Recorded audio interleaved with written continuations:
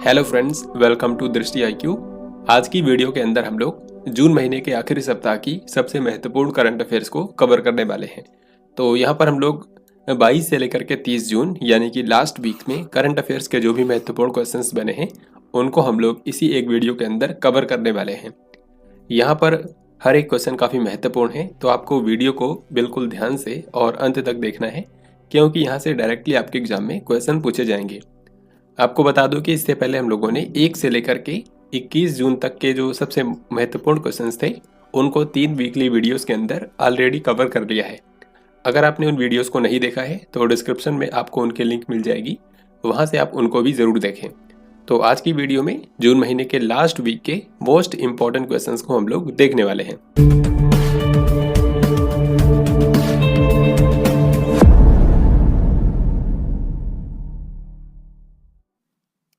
तो सबसे पहला क्वेश्चन आप लोगों के सामने है, भारत की सबसे बड़ी निजी रेल कोच फैक्ट्री का उद्घाटन कौन से राज्य में किया गया है?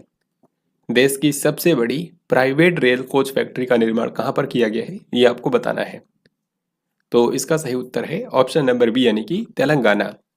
तेलंगाना राज्य के रंगारेड्डी जिले के अंदर एक गांव है जिसका नाम है कोंडाकल, और तेलंगाना के रंगारेड्डी जिले के इसी कोंडाकल गांव के अंदर भारत की सबसे बड़ी प्राइवेट रेल कोच फैक्ट्री का निर्माण किया गया है, जहां पर सालाना 500 रेलवे के कोचेस बनाए जा सकते हैं और साथ ही 50 रेलवे इंजन भी बनाए जा सकते हैं। यहाँ पे आपसे ये भी पूछा जा सकता है कि इस फैक्ट्री का निर्माण कौन सी कंपनी ने किया है, तो उस कंपनी का नाम है मेधा सर्वो ड्राइव्स प्राइवेट लिमिटेड। मेधा सर्वो ड्राइव्स प्राइवेट लिमिटेड। और तेलंगाना के जो मुख्यमंत्री हैं के चंद्रशेखर राव, उन्होंने हाल ही में इसका उद्घाटन किया है। निम्न में से किस प्रसिद्ध लेखक को प्रतिष्ठित जर्मन शांति पुरस्कार 2023 से सम्मानित किया गया है? जर्मन पीस प्राइज 2023 दिया गया है मशहूर लेखक सलमान रुश्दी को। सलमान रुश्दी को मिडनाइट्स चिल्ड्रन जो बुक है उसके लिए जाना जाता है, क्योंकि इस बुक के लिए इनको मैन बुकर पुरस्कार भी मिला हुआ था। तो सलमान रुश्दी जो कि एक भारतीय मूल के अमेरिकी लेखक हैं, इनको जर्मन पीस प्राइज 2023 से सम्मानित किया गया है। हाल ही में एक और शांति पुरस्कार न्यूज में था, वो है गांधी पीस प्राइज, गांधी शांति पुरस्कार। तो 2021 के लिए ये अनाउंस हाल ही में किया गया है, और किसको ये दिया गया है? गीता प्रेस गोरखपुर को। उत्तर प्रदेश में गोरखपुर के अंदर जो गीता प्रेस है उसको गांधी शांति पुरस्कार 2021 से सम्मानित किया गया है। इकोनॉमिस्ट इंटेलिजेंस यूनिट यानी कि EIU के द्वारा जारी ग्लोबल लिवेबिलिटी इंडेक्स 2023 के अनुसार रहने के लिए दुनिया का सबसे अच्छा शहर कौन सा है? मोस्ट लिवेबल कंट्री कौन सा है? ये है ऑस्ट्रिया की राजधानी वियना। तो यहाँ पर हमारा आंसर है ऑप्शन नंबर ए। पिछले कई सालों से ऑस्ट्रिया का जो वियना शहर है ये रहने के लिए दुनिया का सबसे अच्छा शहर है। इकोनॉमिस्ट इंटेलिजेंस यूनिट जिसने इसको जारी किया है, ये लंदन में स्थित एक संस्था है, और इसी ने दुनिया के रहने के लिए सबसे अच्छे शहरों की लिस्ट निकाली है, जिसमें टोटल 173 शहरों को रैंक किया गया है। सबसे आखिर में जो शहर है वो है दमास्कस, यानी कि सीरिया का जो दमास्कस शहर है वो रहने के लिए सबसे कम अच्छा शहर है, सबसे अच्छा है वियना। इसी लिस्ट के अंदर भारत के इन सब शहरों को शामिल किया गया है, जैसे कि नई दिल्ली, मुंबई, चेन्नई, अहमदाबाद और बेंगलुरु। तो इनमें आप देख सकते हैं नई दिल्ली और मुंबई जो है उनको 141वें नंबर पर रखा गया है, यानी कि भारत के सबसे अच्छे शहर कौन से हैं, तो वो है नई दिल्ली और मुंबई। भारतीय सेना ने किस स्थान पर आग्नेय अस्त्र वन नामक एक विशाल सैन्य अभ्यास आयोजित किया है? आग्नेय अस्त्र वन नामक जो अभ्यास हुआ है ये इंडियन आर्मी के द्वारा हाल ही में आयोजित किया गया है। ये बहुत ही बड़े पैमाने पर पूर्वी लद्दाख में आयोजित किया गया था। तो भारत के जो नॉर्दर्न कमांड है इंडियन आर्मी में, उसी के द्वारा ये आग्नेय अस्त्र अभ्यास का पूर्वी लद्दाख में आयोजन किया गया है। अमेरिकी चिप निर्माता कंपनी माइक्रोन इनमें से किस राज्य के अंदर सेमीकंडक्टर चिप विनिर्माण संयंत्र स्थापित करेगी? सेमीकंडक्टर चिप मैन्युफैक्चरिंग प्लांट बनाया जाएगा गुजरात राज्य के अंदर।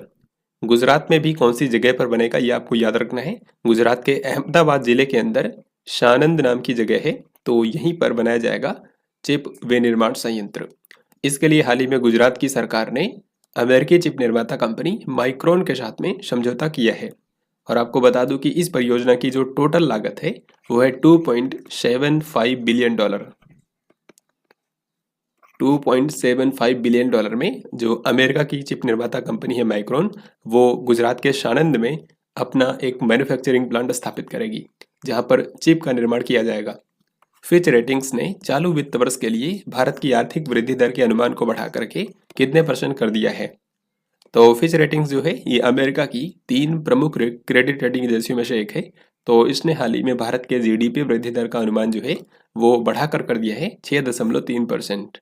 पहले इन्होंने अनुमान लगाया था 6%, लेकिन अब इन्होंने अपने अनुमान को बढ़ाकर कर दिया है 6.3%। भारतीय वायुसेना के लिए लड़ाकू जेट इंजन बनाने हेतु किस कंपनी ने एचएएल के साथ में एमओयू पर हस्ताक्षर किए हैं, यानी कि समझौता ज्ञापन पर हस्ताक्षर किए हैं?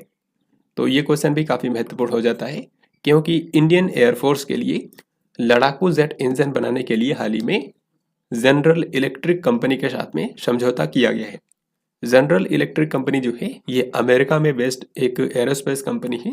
तो इसने भारत की हिंदुस्तान एरोनॉटिक्स लिमिटेड के साथ में समझौता किया है, और फिर ये दोनों मिल करके भारत के लड़ाकू जेट के लिए इंजन तैयार करेंगे। आपको बता दूं, एचएएल जो है हिंदुस्तान एरोनॉटिक्स लिमिटेड, ये कर्नाटक की राजधानी बेंगलुरु में बेस्ड एक संस्था है, और इसी ने भारत के हल्के लड़ाकू विमान तेजस का निर्माण किया है। तो जो तेजस मार्क 2 है उसमें जो इंजन इस्तेमाल किया जाता है F414, उसी के निर्माण के लिए ये समझौता किया गया है। यानी कि जो भारत का तेजस मार्क 2 विमान है उसके इंजन के निर्माण के लिए एचएएल और जनरल इलेक्ट्रिक दोनों मिलकर के काम करेंगे। तो यहाँ पर आंसर है option number D.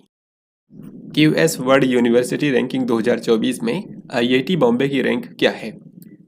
QS world university ranking जो है इसमें पूरी दुनिया भर के जो संस्थान हैं उनको रैंकिंग दी जाती है। तो इस रैंकिंग के मुताबिक जो आईआईटी बॉम्बे है ये भारत का सबसे बेस्ट संस्थान है।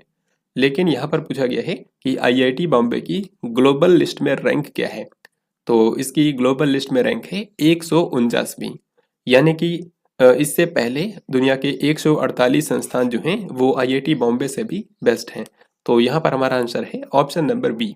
तो आईआईटी बॉम्बे तो भारत का सबसे बेस्ट संस्थान है, लेकिन इसी तरीके से अगर आपसे पूछा जाता है कि पूरी दुनिया का सबसे बेस्ट संस्थान कौन सा है, तो वो है एमआईटी, जो कि अमेरिका में है। इसका फुल फॉर्म होता है मैसाचुसेट्स इंस्टीट्यूट ऑफ टेक्नोलॉजी।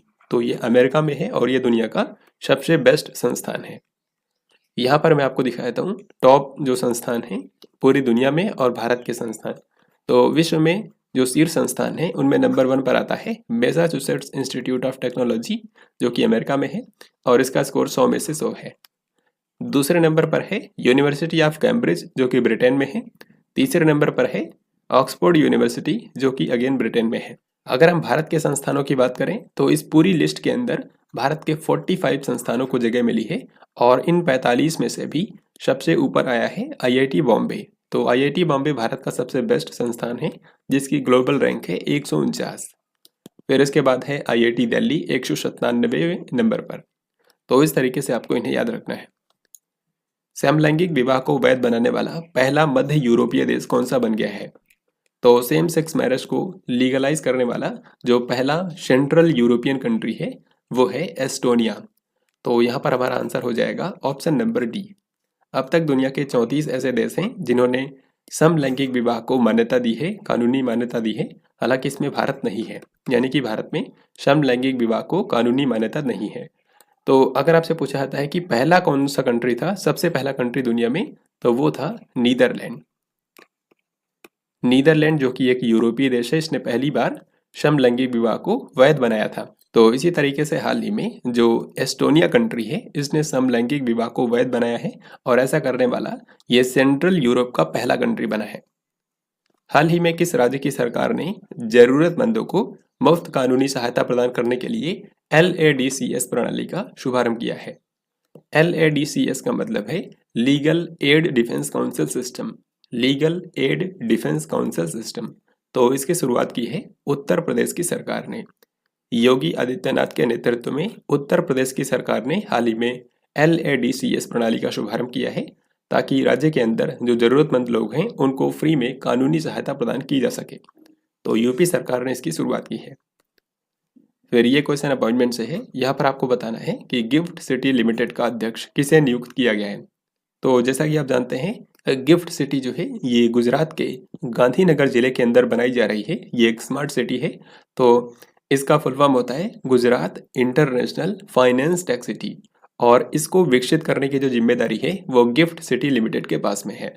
तो हाल ही में गिफ्ट सिटी लिमिटेड का अध्यक्ष बनाया गया है हसमुख अधिया को। सो यहाँ पर हमारा आंसर हो जाएगा ऑप्शन नंबर बी। हसमुख अधिया जो है यहाँ पर अपन को देख सकते हैं, ये भारत के पूर्व राजस्व सचिव भी रह चुके हैं और भारत के पूर्व वित्त सचिव भी रह चुके हैं। प्रधानमंत्री नरेंद्र मोदी ने 20 से लेकर के 25 जून तक अपनी आधिकारिक यात्रा के दौरान किन 2 देशों का दौरा किया है? तो पीएम नरेंद्र मोदी 20 से लेकर के 25 जून तक 2 कंट्रीज की यात्रा पर गए हुए थे। एक तो अमेरिका और दूसरा इजिप्ट।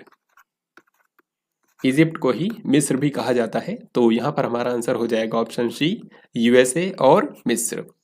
अमेरिका में वहाँ के जो राष्ट्रपति हैं जो बाइडेन और वहाँ की जो फर्स्ट लेडी हैं जिल बाइडेन, दोनों लोगों ने भारत के प्रधानमंत्री नरेंद्र मोदी को राजकीय रात्रि भोज के लिए इनवाइट किया था। तो वहाँ पर पीएम मोदी ने हिस्सा लिया। इसी तरीके से मिस्र में वहाँ के जो राष्ट्रपति हैं अब्दुल फतेह अल सीसी, उन्होंने पीएम मोदी को इनवाइट किया था। आपको बता दूं कि पीएम मोदी जब मिस्र की यात्रा पर थे तो मिस्र देश ने, मिस्र के जो राष्ट्रपति हैं अब्दुल फतेह अल सीसी, उन्होंने भारत के प्रधानमंत्री नरेंद्र मोदी को अपने देश का सर्वोच्च नागरिक सम्मान भी दिया है, जिसके बारे में आगे मैं आपको बताऊंगा। इसी तरीके से जब अमेरिका में पीएम मोदी यात्रा पर गए थे तो वहाँ पे एक योग कार्यक्रम का आयोजन किया गया था।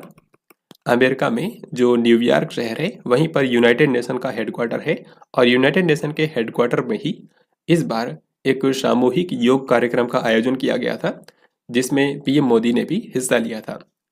इसके अलावा जब पीएम मोदी अमेरिका की यात्रा पर ही थे तो उसी दौरान इन्होंने अमेरिकी कांग्रेस को भी संबोधित किया, और इस तरीके से पीएम मोदी जो हैं वो 2 बार अमेरिकी कांग्रेस को संबोधित करने वाले भारत के पहले राष्ट्रपति बन गए हैं।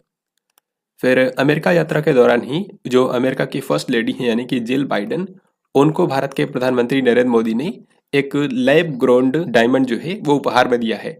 यानी कि प्रयोगशाला के अंदर विकसित हीरा जो है वो जिल बाइडेन को इन्होंने उपहार में दिया है, और ये जो हीरा है वो सूरत के अंदर एक फैक्ट्री में बनाया गया था।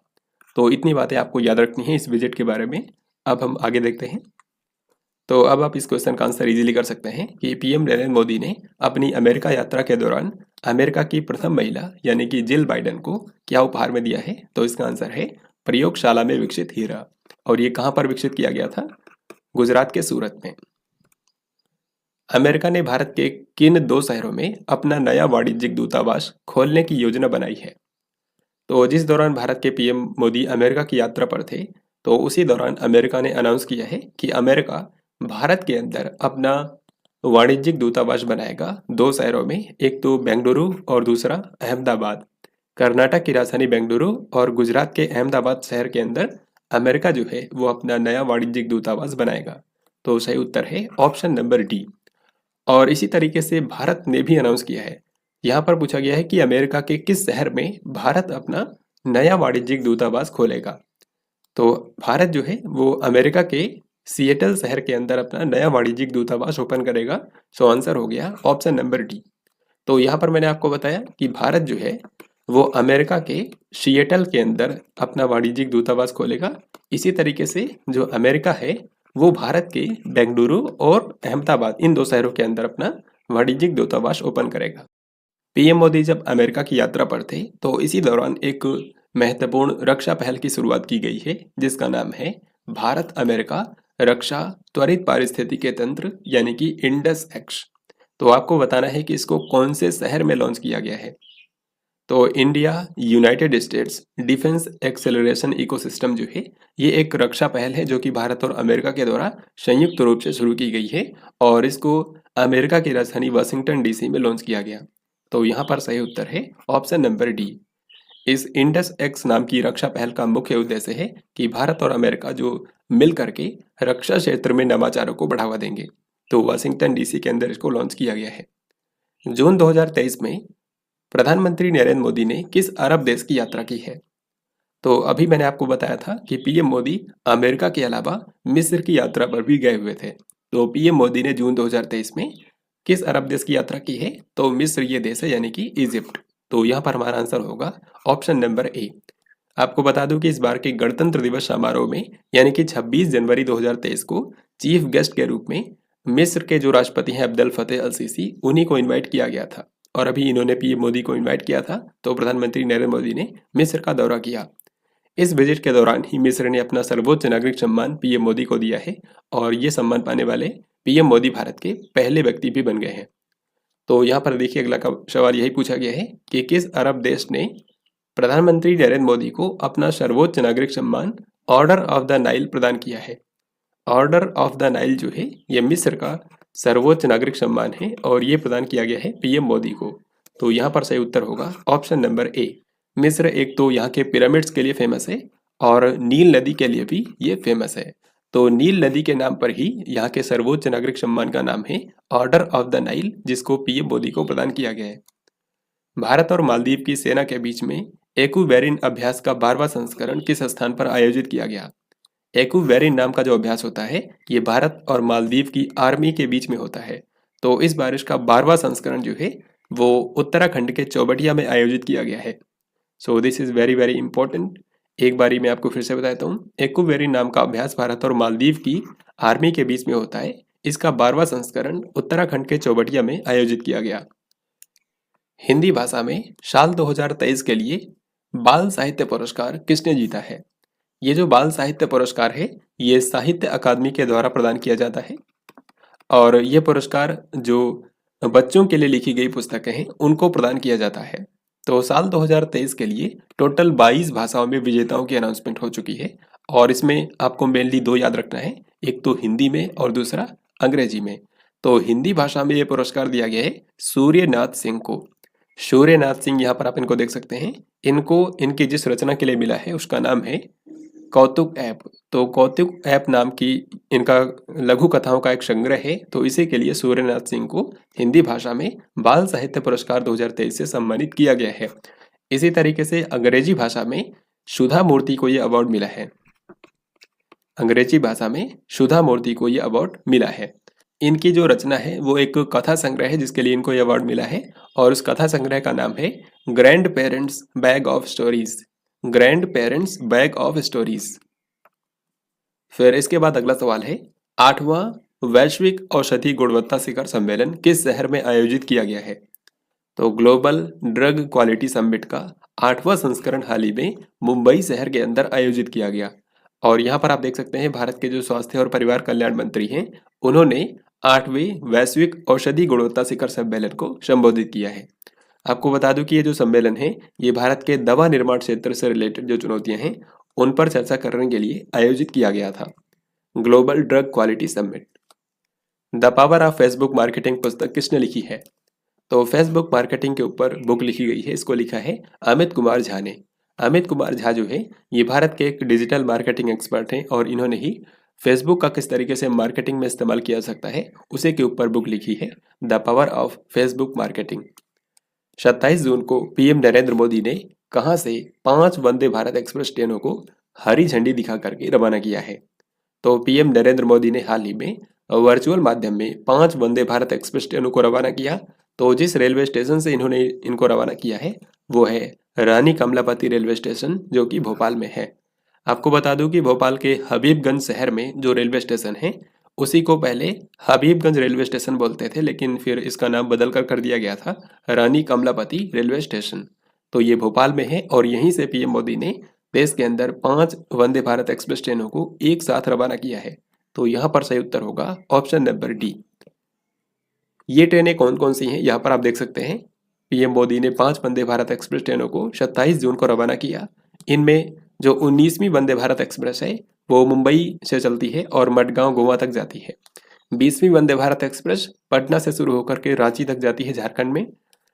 फिर भारत की 21वीं वंदे भारत एक्सप्रेस जो है वो बेंगलुरु से लेकर के धारवाड़ के बीच में चलती है। दोनों ही कर्नाटक के शहर है, यानी कि ये कर्नाटक के अंदर ही अंदर चलती है, बेंगलुरु से लेकर के धारवाड़ के बीच में।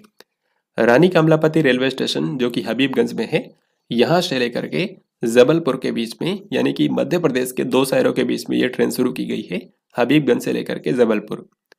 फिर मध्य प्रदेश के ही 2 अन्य शहरों के अंदर भी वंदे भारत एक्सप्रेस शुरू की गई। इसका नाम है इंदौर भोपाल वंदे भारत एक्सप्रेस, और ये इंदौर से लेकर के भोपाल तक जाती है। तो अब तक भारत के अंदर 23 वंदे भारत एक्सप्रेस ट्रेनें चलाई जा चुकी हैं, और सभी का उद्घाटन पीएम नरेंद्र मोदी ने किया है। पाकिस्तान ने पंजाब प्रांत में परमाणु ऊर्जा संयंत्र स्थापित करने के लिए किस देश के साथ में समझौता किया है? तो पाकिस्तान कंट्री के पंजाब प्रांत के अंदर एक परमाणु ऊर्जा संयंत्र स्थापित किया जाएगा जिसकी क्षमता होगी 1200 मेगावाट। और आपको मैं इसका नाम भी बता देता हूँ। इसका नाम है चश्मा 5 परमाणु ऊर्जा संयंत्र। तो ये 1200 मेगावाट का होगा और इसको बनाने के लिए चीन के साथ में समझौता किया गया है। और ये जो समझौता है ये 4.8 बिलियन डॉलर का है। तो एक बार मैं आपको फिर से बताता हूँ। पाकिस्तान के पंजाब प्रोविंस के अंदर चश्मा 5 नाम का 1200 मेगावाट का एक परमाणु ऊर्जा संयंत्र स्थापित किया जाएगा और इसकी स्थापना के लिए पाकिस्तान ने चीन के साथ में 4.8 बिलियन डॉलर का समझौता किया है। यहाँ पर आप फोटो में देख सकते हैं, ये हैं पाकिस्तान के प्रधानमंत्री शहबाज शरीफ और ये हैं चीन के राष्ट्रपति Xi Jinping. Next question books and author से है। आपको बताना है कि अजय टू योगी आदित्यनाथ उपन्यास के लेखक कौन है? तो अजय टू योगी आदित्यनाथ बुक जो है इसके लेखक हैं शांतनु गुप्ता। यहाँ पर आंसर हो जाएगा ऑप्शन नंबर ए। आप यहाँ पर देख सकते हैं शांतनु गुप्ता ने इस बुक को लिखा है और उत्तर प्रदेश के जो मुख्यमंत्री हैं योगी आदित्यनाथ, उनके बारे में इस बुक के अंदर लिखा गया है। तो इस बुक का नाम अजय टू योगी आदित्यनाथ क्यों है? इसलिए है क्योंकि योगी आदित्यनाथ जो हैं यूपी के मुख्यमंत्री, इनके बचपन का नाम था अजय सिंह बिष्ट। तो इसी कारण से इस बुक का नाम है अजय टू योगी आदित्यनाथ। तो इसको लिखा है शांतनु गुप्ता ने। फिनलैंड के नए प्रधानमंत्री के रूप में किसे चुना गया है? So this is very very important. Finland जो कि यूरोप महाद्वीप का एक देश है और ये दुनिया का सबसे खुशहाल कंट्री भी है। तो यहाँ के नए प्रधानमंत्री के रूप में चुना गया है पेटेरी ओरपो को। सो यहाँ पर हमारा आंसर है ऑप्शन नंबर बी, पेटेरी ओरपो। ये फिनलैंड के नए प्रधानमंत्री के रूप में चुना गए हैं। आपको बता दूं कि फिनलैंड जो कंट्री है इसने हाल ही में नेटो को ज्वाइन किया है और ये नेटो का 31वां और सबसे लेटेस्ट सदस्य बन गया है। तो अगर आपसे पूछा जाए कि नेटो का 31वां सदस्य देश कौन सा है तो वो है फिनलैंड। आपको यहाँ पर कमेंट बॉक्स में लिखकर बताना है कि नेटो का हेडक्वार्टर कहाँ पर है। 30 जून 2023 को भारत के सॉलिसिटर जनरल के रूप में किसे नियुक्त किया गया है? तो भारत के नए सॉलिसिटर जनरल हाल ही में बन गए हैं तुषार मेहता। एक्चुअल में ये 2018 से ही है। 2018 में इनको 3 साल के लिए चुना गया था। फिर 2021 में इनका जब कार्यकाल खत्म होने वाला था उससे पहले ही इनके जो कार्यकाल का विस्तार कर दिया गया था और एक बार फिर यानी कि 2 बार इनके कार्यकाल का विस्तार किया गया और अभी इनको एक बार फिर से 3 साल के लिए अपॉइंट कर दिया गया है। तो यहाँ पर हमारा आंसर है ऑप्शन नंबर सी। तो आपको सिंपली याद रखना है कि भारत के सॉलिसिटर जनरल कौन है? तुषार मेहता। फिर इस क्वेश्चन में आपको बताना है हर साल राष्ट्रीय सांख्यिकी दिवस यानी कि नेशनल स्टैटिस्टिक्स डे किस दिन मनाया जाता है? तो राष्ट्रीय सांख्यिकी दिवस जो है ये मनाया जाता है पीसी महालनोबिस के जन्मदिन के अवसर पर। पीसी महालनोबिस जो हैं ये भारत के एक प्रख्यात सांख्यिकीविद थे। तो सांख्यिकी के क्षेत्र में इनके योगदान को चिन्हित करने के लिए ही इनका जो जन्मदिन होता है 29 जून, उसको भारत में नेशनल स्टैटिस्टिक्स डे यानी कि राष्ट्रीय सांख्यिकी दिवस के रूप में मनाया जाता है। तो यहाँ पर सही उत्तर है option number D. Uttar Pradesh के किस जिले के गौरा पत्थर हस्तशिल्प को जीआई टैग प्रदान किया गया है? तो उत्तर प्रदेश राज्य के महोबा जिले के अंदर गौरा पत्थर के जरिए हस्तशिल्प कलाकृतियां बनाई जाती हैं, जिनको आप यहाँ पर देख भी सकते हैं। तो इनको हाल ही में जीआई टैग प्रदान किया गया है। और आपको बता दूं जो उत्तर प्रदेश की 1 डिस्ट्रिक्ट 1 प्रोडक्ट योजना है उसके तहत भी जो महोबा जिला है उसको गौरा पत्थर हस्तशिल्प के लिए ही जाना जाता है। तो यहाँ पर हमारा आंसर है ऑप्शन नंबर ए। अब यहाँ पर आप देखिए हाल ही में उत्तर प्रदेश के टोटल 7 उत्पादों को जीआई टैग दिया गया है और इन सभी के बारे में आपको याद रखना है क्योंकि कोई भी आपसे एग्जाम में पूछ सकते हैं। तो इनमें से एक तो है अमरोहा ढोलक। उत्तर प्रदेश के अमरोहा जिले की ढोलक को जीआई टैग दिया गया है। ये एक म्यूजिकल इंस्ट्रूमेंट है जिसको नेचुरल वुड से बनाया जाता है। फिर उत्तर प्रदेश के बागपत की होम फर्निशिंग्स को जीआई टैग दिया गया है। उत्तर प्रदेश का जो बागपत जिला है वो होम फर्निशिंग के लिए जाना जाता है, तो इसको हाल ही में जीआई टैग मिला है। फिर बाराबंकी के हैंडलूम प्रोडक्ट्स को जीआई टैग दिया गया है।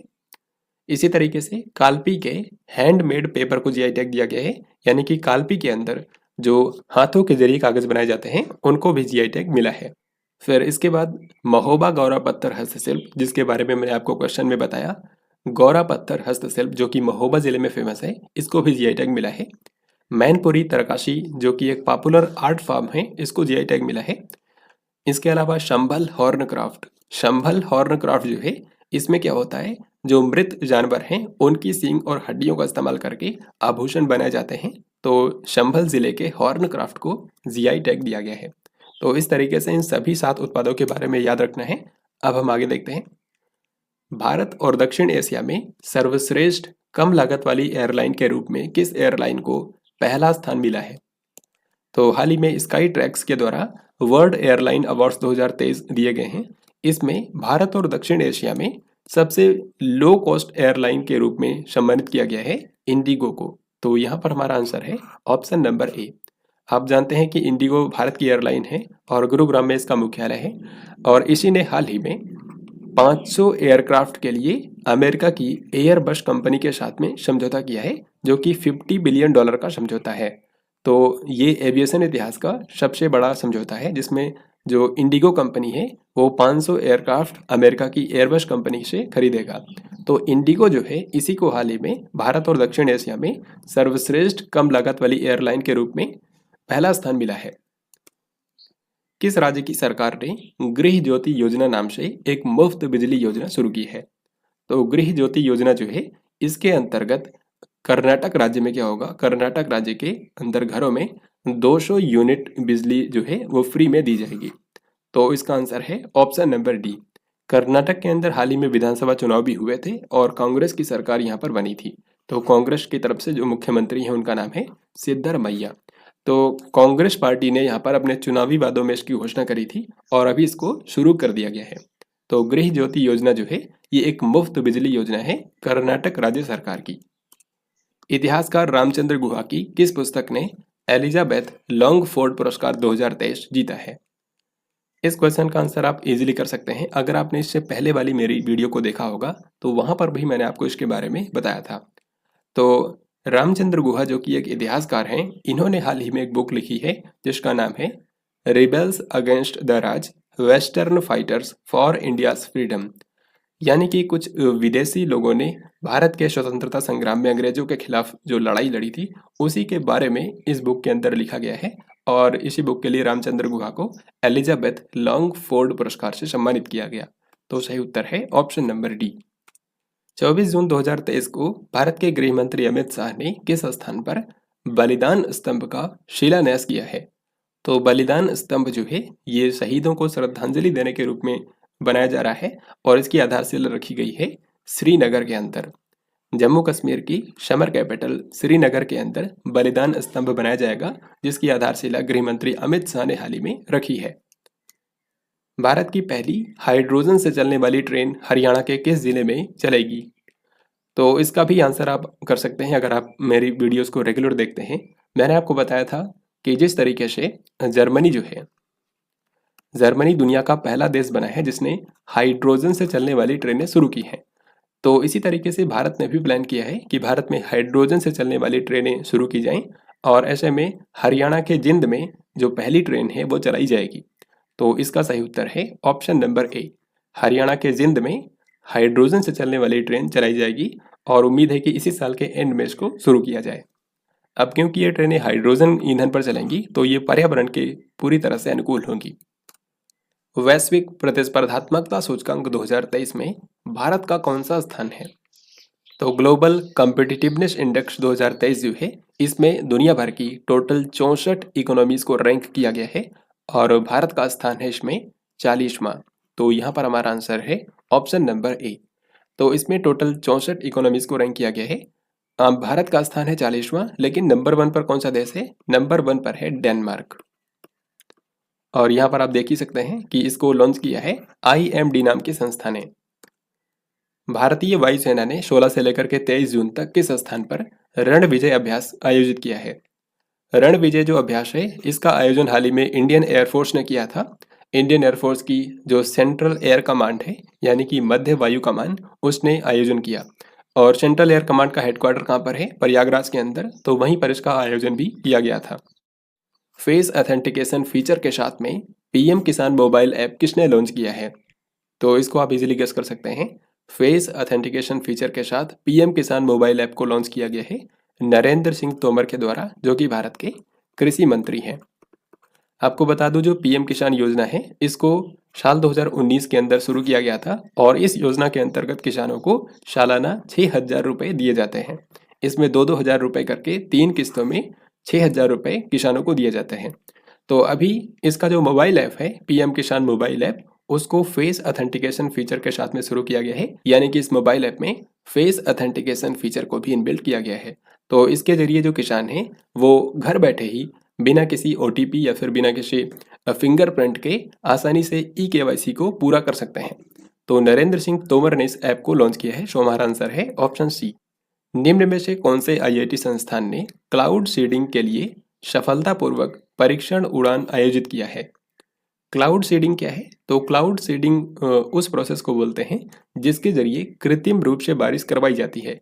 और क्लाउड सीडिंग जो है इसके जरिए कभी भी कहीं भी आसानी से बारिश करवाई जा सकती है। इसके लिए क्लाउड सीड बनाए जाते हैं जिनको लैब में तैयार किया जाता है केमिकल्स के जरिए, और फिर इन क्लाउड सीड्स को किसी विमान के जरिए ऊंचाई पर ले जाया जाता है और वहां पर उसको बिखेर दिया जाता है, फिर वो बारिश के रूप में नीचे आ जाता है। तो इस तरीके से क्लाउड सीडिंग के जरिए आर्टिफिशियल बारिश करवाई जाती है और इसको हाल ही में भारत में सफलतापूर्वक टेस्ट किया है आईआईटी कानपुर ने। तो यहाँ पर हमारा आंसर होगा option number B, IIT Kanpur. आपको बता दूं कि इस प्रयोग को सफल बनाने में आईआईटी कानपुर को लगभग 6 साल लग गए और इस प्रोजेक्ट को हेड कर रहे थे प्रोफेसर मणिंद्र अग्रवाल। प्रोफेसर मणिंद्र अग्रवाल इस प्रयोग को हेड कर रहे थे। Next question and very important. Bharat ने दुनिया के पहले नैनो यूरिया का अमेरिका को निर्यात शुरू कर दिया है। आपको बताना है कि नैनो यूरिया को कौन सी संस्था ने विकसित किया है। तो नैनो यूरिया जो है ये पूरी दुनिया का पहला नैनो यूरिया है जिसको भारत की एक सहकारी संस्था इफ्को ने विकसित किया है। इफ्को भारत की एक सहकारी संस्था है जो कि फर्टिलाइजर्स बनाती है। तो इसी ने दुनिया का पहला नैनो यूरिया बनाया था और ये जो नैनो यूरिया है इसकी 500 ml की जो बोतल है वो एक बैग के बराबर काम करती है। यूरिया की जो एक पूरी बैग आती है उसके बराबर 500 ml की बोतल ही काम कर सकती है। तो नैनो यूरिया को भारत की इफ्को नाम की संस्था ने बनाया है और अब इसका अमेरिका को भी निर्यात शुरू कर दिया गया है। तो यहाँ पर सिंपली यही पूछा गया था कि इसको कौन सी कंपनी ने विकसित किया है। हमारा आंसर होगा भारतीय किसान उर्वरक सहकारी लिमिटेड यानी कि इफ्को, जिसका मुख्यालय नई दिल्ली में है। तो सही उत्तर हो गया ऑप्शन नंबर सी। अभी मैंने आपको बताया था कि पीएम मोदी अमेरिका की यात्रा पर गए हुए थे, तो उसी बीच इफ्को और कैलिफोर्निया की एक कंपनी है कपूर एंटरप्राइजेस, इन दोनों के बीच में नैनो यूरिया के निर्यात को लेकर के समझौते पर हस्ताक्षर किए गए हैं। 18 जून 2023 को उत्तरी अटलांटिक महासागर में उतरते समय कौन सी पनडुब्बी फट गई? यहाँ पर सबसे पहले आपको बता दूं कि आप जानते हैं कि जो टाइटैनिक पनडुब्बी है वो साल 1912 के अंदर समुद्र में डूब गई थी और फिर बाद में कई सालों के बाद लगभग 1985 के आसपास टाइटैनिक का जो मलबा है वो खोजा गया था, जो कि समुद्र के अंदर आज भी मौजूद है। तो टाइटैनिक का जो मलबा समुद्र में मौजूद है उसको देखने के लिए कई सारी जो कंपनियां हैं वो सर्विस प्रोवाइड करती हैं, जिसमें इस तरीके की जो पनडुब्बी है वो टाइटैनिक के मलबे के करीब भेजी जाती है और वहाँ से लोग उसको देख सकते हैं। तो इसी तरीके से ओशन गेट नाम की जो अमेरिकी कंपनी है उसके संचालन में एक टाइटन नाम की पनडुब्बी जो है वो टाइटैनिक के मलबे को देखने के लिए रवाना हुई और इसमें टोटल 5 लोग सवार थे। लेकिन जब ये उत्तरी अटलांटिक महासागर में नीचे की तरफ उतर रही थी तो उसी दौरान ये इम्प्लोड कर गई, यानी कि अंदर की तरफ दबाव में फट गई और इसमें जो 5 लोग सवार थे उन सभी की डेथ हो गई। तो यहाँ पर सवाल में ये पूछा गया है कि ये पनडुब्बी का नाम क्या था, तो इस पनडुब्बी का नाम था टाइटन। सो हमारा आंसर हो जाएगा ऑप्शन नंबर ए। निम्न में से कौन से राज्य ने गौ हत्या और बाल शोषण मामलों के लिए ऑपरेशन कन्विक्शन शुरू किया है? तो गौ हत्या और बाल शोषण मामलों से निपटने के लिए उत्तर प्रदेश की सरकार ने ऑपरेशन कन्विक्शन को शुरू किया है। तो इस क्वेश्चन का राइट आंसर होगा option number D. Report fish disease नाम की ऐप किसने लॉन्च की है? तो इस ऐप के नाम से ही आप समझ सकते हैं कि इसको लॉन्च किया है भारत के पशुपालन, मत्स्य पालन और डेयरी मंत्री यानी कि पुरुषोत्तम रूपाला ने। तो सही उत्तर हो जाएगा ऑप्शन नंबर डी। तो इस एप्लीकेशन के जरिए क्या होगा, जो किसान हैं वो मछलियों की बीमारी के बारे में जो विशेषज्ञ हैं उनसे जानकारी ले सकते हैं। तो रिपोर्ट फिश डिसीज जो है उसको पुरुषोत्तम रूपाला ने लॉन्च किया है।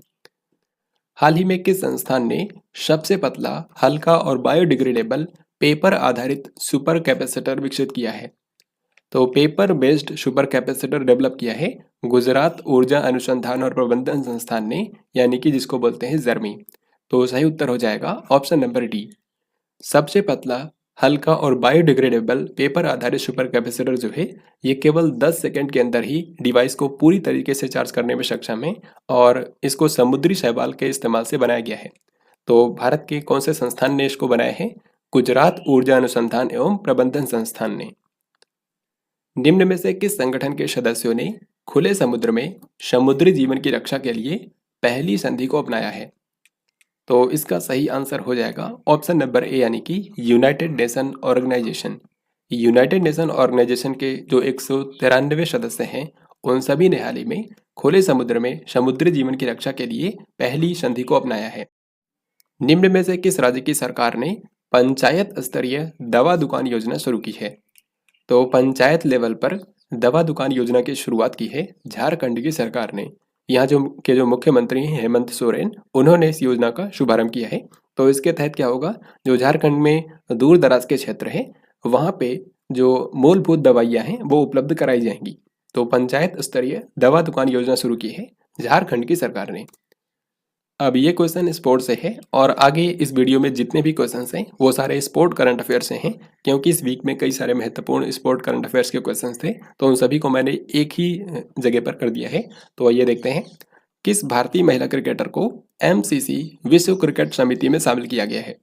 तो मैरीलिबॉन क्रिकेट क्लब, जो कि लंदन में बेस्ड एक क्रिकेट क्लब है, इसकी विश्व क्रिकेट समिति में हाल ही में एक भारतीय महिला क्रिकेटर को शामिल किया गया है जिनका नाम है झूलन गोस्वामी। दुनिया के और भी क्रिकेटर्स को शामिल किया गया है, लेकिन भारत की तरफ से जो शामिल हुई हैं उन्हीं का नाम आपको याद रखना है, वो है झूलन गोस्वामी। 8 से लेकर के 25 जून तक किस शहर ने प्रीमियर हैंडबॉल लीग के पहले सत्र की मेजबानी की है?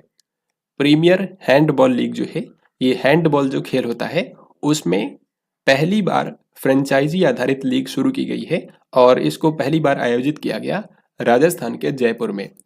राजस्थान के जयपुर में जो सवाई मानसिंह स्टेडियम है, वहीं पर प्रीमियर हैंडबॉल लीग का पहला संस्करण आयोजित किया गया है। क्योंकि ये टूर्नामेंट पहली बार हुआ है, तो इसके बारे में आइए हम लोग डिटेल में देखते हैं। प्रीमियर हैंडबॉल लीग का फर्स्ट एडिशन हाल ही में 8 से लेकर के 25 जून तक जयपुर में आयोजित किया गया। तो इसमें चैंपियन कौन बना है? चैंपियन बना है महाराष्ट्र की टीम, जिसका नाम है महाराष्ट्र आयरन मैन, और इसने फाइनल में राजस्थान पैट्रियट्स को हराया है। तो इसमें टोटल आप देख सकते हैं 6 टीमें शामिल हुई थी। जो विजेता टीम है उसका नाम है महाराष्ट्र आयरन मैन। तो इसी से रिलेटेड यहाँ पर क्वेश्चन भी पूछा गया है कि प्रीमियर हैंडबॉल लीग के पहले सत्र का खिताब किस टीम ने जीत लिया है?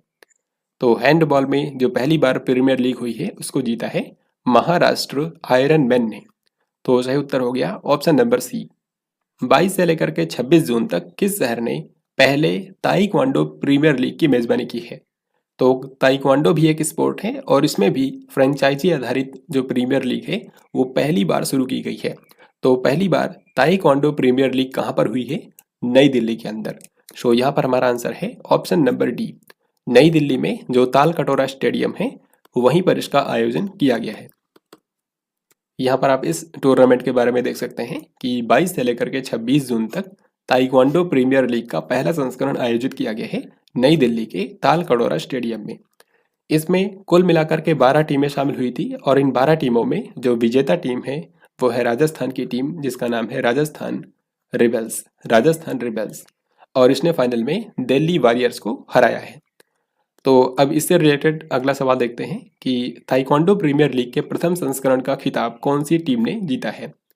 तो ताइक्वांडो प्रीमियर लीग का जो फर्स्ट एडिशन हुआ है उसको जीता है राजस्थान रिबेल्स ने। तो सही उत्तर हो गया option number D. Next question and very very important.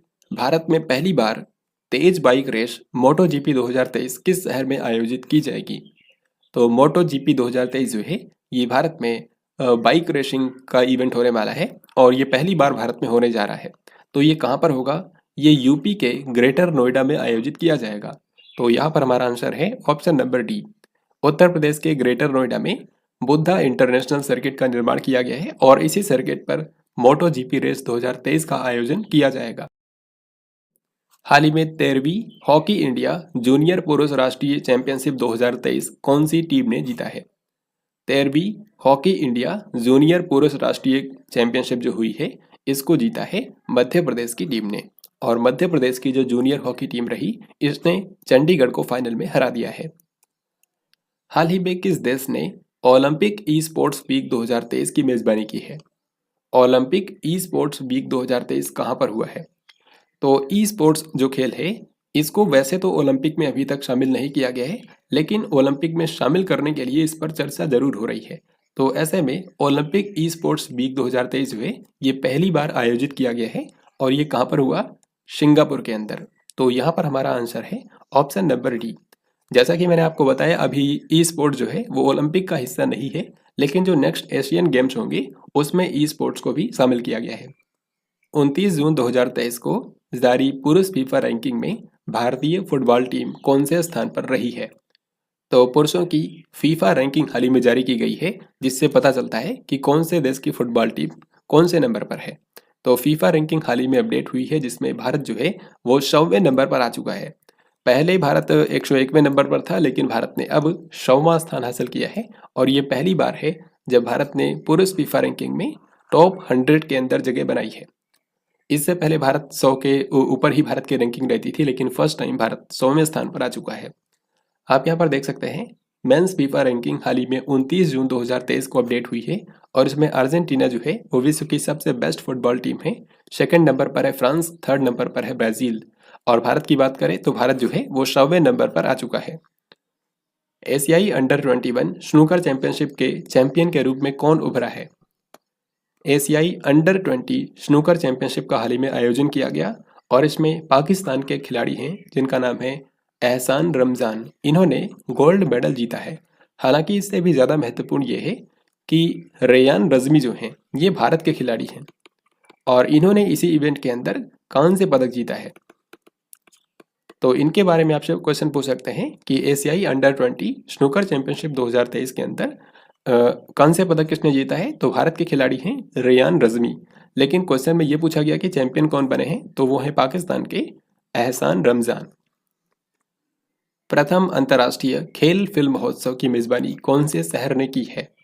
तो पहली बार इंटरनेशनल स्पोर्ट्स फिल्म फेस्टिवल का आयोजन किया गया, यानी कि यहाँ पर ऐसी फिल्में दिखाई गई जो कि खेलों को बढ़ावा देती है।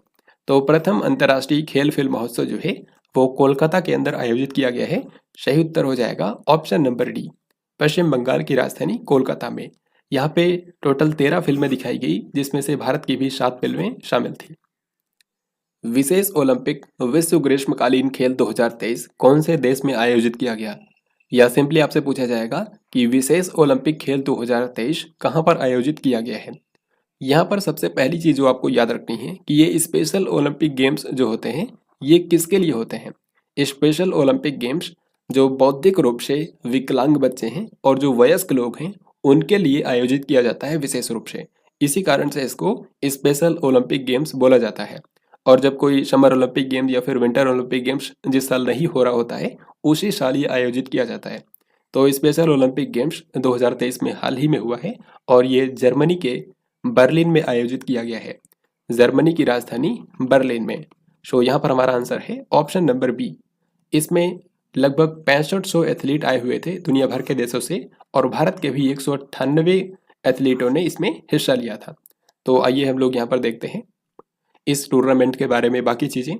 तो लोकेशन मैंने आपको बता दिया है कि बर्लिन जर्मनी में इसका आयोजन किया गया है 17 से लेकर के 25 जून तक। इसमें 190 कंट्रीज ने हिस्सा लिया था, और नंबर ऑफ एथलीट्स थे 6500। इसका मोटो था अनबीटेबल टुगेदर। और अगर हम भारत की बात करें तो भारत ने यहाँ पर टोटल 202 मेडल जीते हैं, टोटल 202 मेडल, जिसमें से 76 गोल्ड मेडल हैं, 75 सिल्वर मेडल और 51 ब्रॉन्ज मेडल। यहाँ पे स्पेशल ओलंपिक गेम्स की एक खास बात यह भी है कि यहाँ पर कोई भी मेडल टेबल नहीं होती है, कोई भी मेडल टैली जो है वो प्रोवाइड नहीं की जाती है, ताकि जो कंट्रीज हैं उनके बीच में जो कंपटीशन है वो कंपटीशन बिल्कुल भी ना रहे, वो अपनी क्षमता से जितना भी जीत सकें वो जीत कर ले जाएं। तो भारत ने यहाँ पर टोटल 202 मेडल जीते हैं। तो यहाँ पर सवाल यही पूछा गया है कि बर्लिन में आयोजित विशेष ओलंपिक खेल 2023 में भारत ने कितने पदक जीते हैं? तो सही उत्तर हो जाएगा ऑप्शन ए, यानी कि 202 पदक, जिनमें से 76 गोल्ड मेडल भी शामिल है। 200 अंतर्राष्ट्रीय मैच खेलने वाले पहले पुरुष फुटबॉलर कौन बन गए हैं? ये एक गिनीज वर्ल्ड रिकॉर्ड भी है क्योंकि 200 अंतर्राष्ट्रीय फुटबॉल मैच खेले हैं क्रिस्टियानो रोनाल्डो ने। Cristiano Ronaldo. सो यहाँ पर आंसर होगा option number D. Cristiano Ronaldo कहाँ से हैं? ये आप सभी जानते हैं कि पुर्तगाल के एक फेमस फुटबॉल खिलाड़ी हैं और इन्होंने हाल ही में अर्जेंटीना के खिलाफ ये उपलब्धि हासिल की है। फीफा अंडर 17 वर्ल्ड कप 2023 की मेजबानी कौन सा देश करेगा? तो अंडर 17 लेवल पर पुरुषों का जो फीफा विश्व कप इस साल होने वाला है वो इंडोनेशिया के द्वारा आयोजित किया जाएगा। सो इस क्वेश्चन का आंसर है option number D. Paris Olympic 2024 से पहले निम्न में से किसने खेल जागरूकता अभियान इंडिया इन पेरिस को हरी झंडी दिखा करके रवाना किया है? तो जैसा कि आप जानते हैं कि 2024 में ग्रीष्मकालीन ओलंपिक खेल होने वाले हैं, समर ओलंपिक गेम्स, और ये कहाँ पर होंगे? फ्रांस की राजधानी पेरिस के अंदर। तो इन गेम्स से पहले भारत में लोगों में खेलों के प्रति जागरूकता बढ़ाने के लिए एक अभियान शुरू किया गया है जिसका नाम है इंडिया इन पेरिस। तो इसको शुरू किया है भारत के खेल मंत्री अनुराग सिंह ठाकुर ने। तो सही उत्तर हो गया ऑप्शन डी। यहाँ पर आपके सामने 4 कंट्रीज के नाम लिखे हैं, भारत, श्रीलंका, ऑस्ट्रेलिया और दक्षिण अफ्रीका। आपको बताना है कि इनमें से वो कौन सा देश है जो कि आईसीसी पुरुष क्रिकेट वर्ल्ड कप 2023 की मेजबानी करेगा। तो ये क्वेश्चन बहुत ही महत्वपूर्ण है और यहाँ पर आपने लोगों में भी देख लिया होगा इंडिया 2023, यानी कि ओडीआई फॉर्मेट का जो 4 साल में एक बार वर्ल्ड कप होता है वो 2023 में भारत के अंदर होने वाला है। तो भारत की मेजबानी में क्रिकेट विश्व कप 2023 होने वाला है। ये 5 अक्टूबर को शुरू होगा इस साल और 19 नवंबर तक चलेगा। तो ये कहाँ पर होने वाला है? भारत के अंदर, भारत के 10 अलग अलग शहरों में 10 स्टेडियम के अंदर ये खेला जाएगा। फाइनल मैच जो है, फाइनल मैच इसका नरेंद्र मोदी स्टेडियम के अंदर खेला जाएगा जो कि अहमदाबाद में है। तो इतनी बातें कम से कम आपको इसके बारे में याद रखनी है। हाल ही में इसके शेड्यूल की घोषणा करी गई है। तो ये था आज का लास्ट क्वेश्चन। आई होप आपने इस वीडियो को ध्यान से देखा होगा। अब इसी वीडियो पर आधारित मैं आपसे 2 क्वेश्चन पूछूंगा जिनका आंसर आपको कमेंट बॉक्स में लिख करके बताना है। सबसे पहला क्वेश्चन है, अमेरिका ने भारत के किन 2 शहरों में अपना नया वाणिज्यिक दूतावास खोलने की योजना बनाई है? और दूसरा सवाल है, किस प्रसिद्ध लेखक को प्रतिष्ठित जर्मन शांति पुरस्कार 2023 से सम्मानित किया गया है? तो इन दोनों क्वेश्चंस के आंसर आपको कमेंट बॉक्स में लिख करके बताने हैं। इस तरीके से आज की इस वीडियो के अंदर हम लोगों ने फाइनली जून महीने के आखिरी सप्ताह से सभी महत्वपूर्ण करंट अफेयर्स के क्वेश्चंस को कवर कर लिया है। यहाँ पर साथ ही मैंने आपको जो भी क्वेश्चंस के बारे में महत्वपूर्ण जानकारी थी, जो आपको जाननी जरूरी थी, वो मैंने आपको साथ में बताया। तो इस तरीके से पूरे जून महीने के 4 वीकली वीडियोस के जरिए हम लोगों ने पूरे मंथ की लगभग 200 से भी ज़्यादा क्वेश्चंस को कवर कर लिया है और यहीं से आपके एग्जाम में क्वेश्चन पूछे जाएंगे। अभी इसके बाद मैं आपको जून महीने की मंथली करंट अफेयर्स लेकर आऊँगा, जिसमें हम लोग जून महीने के सबसे जो मोस्ट एक्सपेक्टेड क्वेश्चंस हैं वो हम लोग रिवाइज करेंगे मंथली करंट अफेयर्स के अंदर। तो आई होप आपको आज का ये वीडियो पसंद आया होगा। आपको ये वीडियो कैसा लगा कमेंट बॉक्स में लिखकर ज़रूर बताएं और इस वीडियो को लाइक और शेयर भी ज़रूर करें। तो हम लोग जल्द ही मिलते हैं किसी अन्य वीडियो के अंदर। तब तक के लिए जय हिंद, वंदे मातरम।